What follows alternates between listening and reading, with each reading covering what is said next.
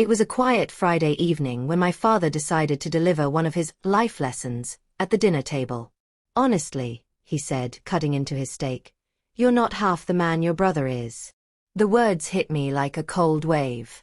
My fork froze midair, my stomach twisting. My mother glanced at him nervously, and my brother smirked slightly, enjoying the moment, as he often did.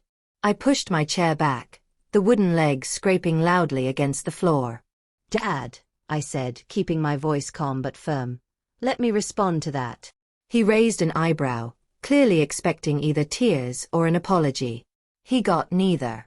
"I'm not here to compete with my brother," I began, my hands clenched into fists under the table. "I'm here to live my life my way." My dad chuckled, thinking I was bluffing. "Your way? Your way hasn't amounted to much compared to him." I took a deep breath. "Maybe not in your eyes, but I've been building a life I can be proud of, without needing validation from you or anyone else." My brother's smirk faltered, and I could see a flicker of uncertainty cross my father's face. "I've faced challenges, Dad.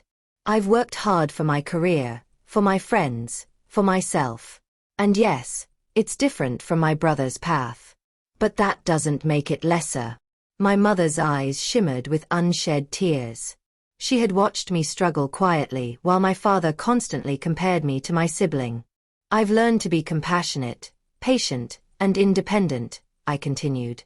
"Traits you might overlook, but they are strengths in their own right."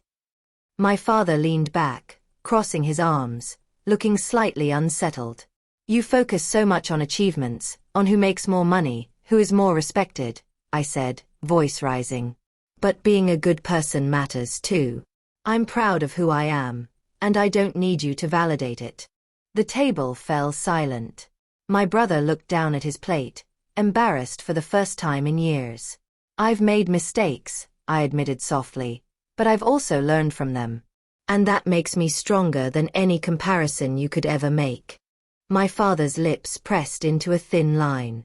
He had never expected me to speak so boldly, so clearly, in front of everyone. "I don't need to be my brother," I said, standing fully now. "I only need to be myself." For the first time, I saw a flicker of respect in my father's eyes, mixed with confusion and perhaps a hint of pride. My mother reached over, placing her hand on mine. I felt her silent support, a reminder that I wasn't alone in this. I pushed back my chair fully and walked out of the dining room, leaving my father and brother staring in disbelief. In that moment, I realized, validation from him was never necessary. Self-respect and living authentically were worth more than any comparison. Later that night, I sat in my room, reflecting. The anger had subsided, replaced by a quiet sense of triumph. I didn't need to prove anything to my father or my brother.